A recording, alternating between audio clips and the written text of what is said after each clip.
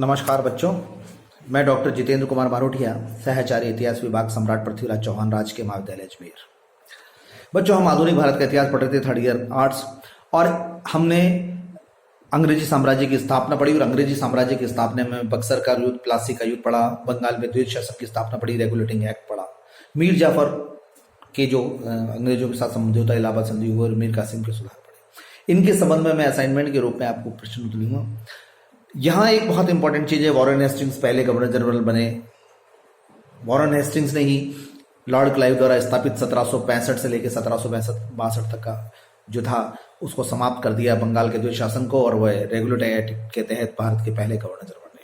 कुछ मौलिक और वस्तुनिष्ठ प्रश्न मैं मेरे इस वीडियो के साथ में असाइनमेंट के रूप में भी आपको दूंगा। अब आता है कि जब अंग्रेज इन तीन सभी युद्धों से सामना कर रहे थे, ठीक उसके छोटे से अंतराल के उपरांत भारत में क्षेत्रीय शक्तियों का विकास हुआ, और इसमें ठीक मैसूर में हैदर अली बहुत इंपॉर्टेंट माना जाता है। मराठाओं का भी इसी समय हुआ। हम जानते हैं शिवाजी ने मराठा साम्राज्य की स्थापना की, तदुपरांत शाहजी मुगल कैद में रहे, और फिर पेशवा जो शिवाजी के अष्टप्रधान के सर्वश्रेष्ठ मंत्री थे, पेशवा के हाथ में शक्ति आ गई, और 1761 में पेशवा का जो है पानीपत के तृतीय युद्ध में हार का सामना पड़ा, जिसका अध्ययन मैं आगे कराऊंगा। अब महादजी सिंधिया और नाना फडणवीस जो दो सेनापति माना जाते थे, उनके साथ में अंग्रेजों के संघर्ष चला, वो आंगल मराठा युद्ध कहलाया। और जो हैदर अली और टीपू सुल्तान के साथ संघर्ष चला, वो आंगल मैसूर कहलाया। हैदर अली का कहाँ और किस प्रकार का जो साम्राज्य स्थापित हुआ, उसके बारे में मैं बात कर रहा था। और हम जानते हैं कि दक्षिण भारत में जो वोडियार वंश थे, विजयनगर साम्राज्य का, उसका पतन हुआ था, और 1734 से लेकर 1766 तक उसका शासनकाल रहा। और उसमें देशराज और नंदराज दो भाई थे। नंदराज ने डिंडीगुल का सूबेदार हैदर अली को बना दिया था, और बाद में देशराज नंदराज से हैदर अली ने 1766 में सत्ता प्राप्त कर ली थी। और नंदराज जो है, जो देशराज नंदराज थे वोडियर वंश के, वो एक तरीके से वानप्रस्थ आश्रम में चल गए थे, राजनीतिक संन्यास ले लिया था उन्होंने। और 1766 में हैदर अली ने मैसूर में अपने नई मैसूर को सत्ता प्राप्त करके अपने नई वंश की स्थापना की, या शासनकाल स्थापित किया। तो ये एक हैदर अली का था। और इस समय जबकि बंगाल में द्वैत शासन चल रहा है, अंग्रेज राजस्व प्राप्त कर रहे हैं, एक सीधा सा चुनौती थी अंग्रेजी शक्तियों को। अब जब हैदर अली ने अपनी सारी शक्तियां हाथ में ले ली, और लगभग माने जाए तो 18वीं शताब्दी के उत्तरार्ध में हैदर अली और टीपू सुल्तान एक शक्तिशाली राजा के साथ में दृष्टिगोचर होते हैं, तो पहला जो आंगल मैसूर संघर्ष कहला जाता है, वो 1768 से 69 में हुआ। और इसका सीधा सा कारण बता दें, मैं मानता हूं कि तीन शक्तियां हमको दिमाग में रखनी पड़ेगी, मराठा, निजाम और मैसूर, और चौथी भारी शक्ति अंग्रेज। तो अंग्रेज इनको किस प्रकार से कर रहे हैं, जैसा कि हमने सिराजुद्दौला और मीर जाफर के बीच में देखा, जैसा मीर कासिम और अवध के नवाब के बीच में देखा, अंग्रेजों ने एक बार पुनः प्रयोग किया फूट डालो राज करो की नीति। अंग्रेज जानते थे कि तीन शक्तियां हैं, हैदराबाद के निजाम, मराठा महाराष्ट्र में, और मैसूर। अब इनको किस प्रकार से दूर होना है, कब किस से संधि करनी है, यही युद्ध के कारण होते हैं, यही आंगल मैसूर के संघर्ष के कारण है। तो यहां हम एक चीज देखना चाहते हैं कि हैदर अली ने निजाम के साथ में पहले संधि की, अंग्रेजों ने भी निजाम के साथ में संधि की 1766 में।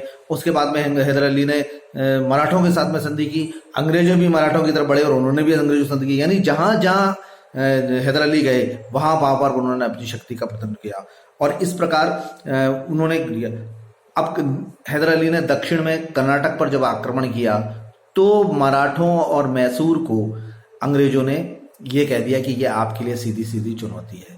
और इसका हुआ कि जब हैदर अली ने ये संदेश प्राप्त करके अंग्रेजों की सेना पर आक्रमण किया, तो अंग्रेजों ने को पीछे हटना पड़ा और मद्रास की संधि करनी पड़ी। ये मद्रास की संधि उन्होंने 1769 ईस्वी में की, क्योंकि उस समय अंग्रेजों की सेनाएं बहुत पराजित हो रही थी। लगा ऐसा था कि कहीं अंग्रेजी साम्राज्य समाप्त नहीं हो जाए, या अंग्रेजी साम्राज्य भारत में जाना चाहिए, प्लासी और बक्सर के युद्ध की बराबरी नहीं हो जाए, इसलिए उनको इस समय वापस जाना पड़ा। और इसका कारण जो मैं कारण मानता हूं, वो सीधा था कि हैदर अली चूंकि बहुत कुशल सेनानायक थे उस समय, और उनकी शक्ति का अचानक विकास हुआ था, इसलिए उनके सामने युद्ध लड़ना पड़ा।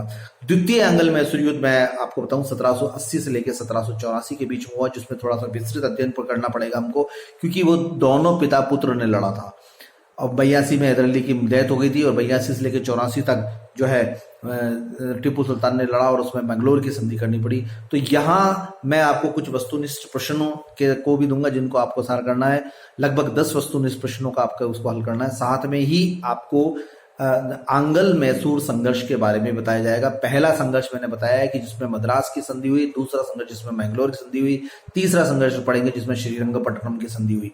तो पहले में हैदर अली लड़े, दूसरा ऐसा था जिसमें दोनों और टीपू सुल्तान दोनों लड़े, और तृतीय में अकेले कॉर्नवालिस के साथ में टीपू सुल्तान को लड़ना पड़ा, जो कि 1793 में हुआ। और 1799 में वेलेजली आ गए, और वेलेजली ने भारत पर एक तरीके से साम्राज्य स्थापित कर दिया सहायक संधि के माध्यम से। तो वहां पर टीपू सुल्तान को साथ में युद्ध हुआ, पूरी तरह पराजित होना पड़ा।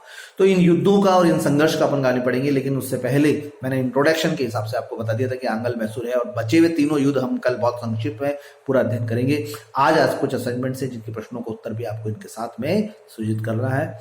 मैं पीडीएफ के माध्यम से या हस्तलेख के माध्यम से आपको वो प्रश्न उत्तर कराऊंगा, और वो प्रश्नों का ऑब्जेक्टिव प्रश्नों का आपको जरूर याद जो है पढ़ना है। धन्यवाद।